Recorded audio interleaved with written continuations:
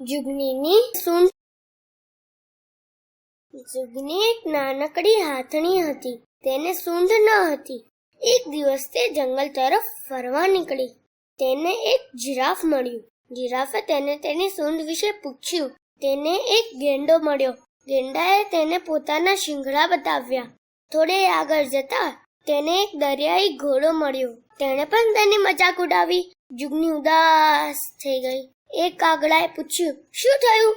જુગનીની વાત સાંભળીને કાગડો તેને પોતાની સાથે લઈ ગયો. બંને એક તળાવના કિનારે આવી પહોંચ્યા. કાગડાએ જોરથી બૂમ પાડી. તળાવમાંથી એક મગર બહાર નીકળી આવ્યો. જુગનીએ મગરને બધી વાત કહી.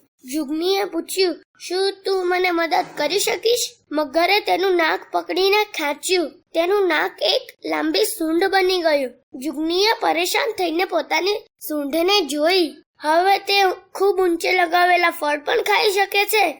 સૂંઢમાં પાણી ભરી નાઈ પણ શકે છે. હવે જુગની ખૂબ જ ખુશ છે.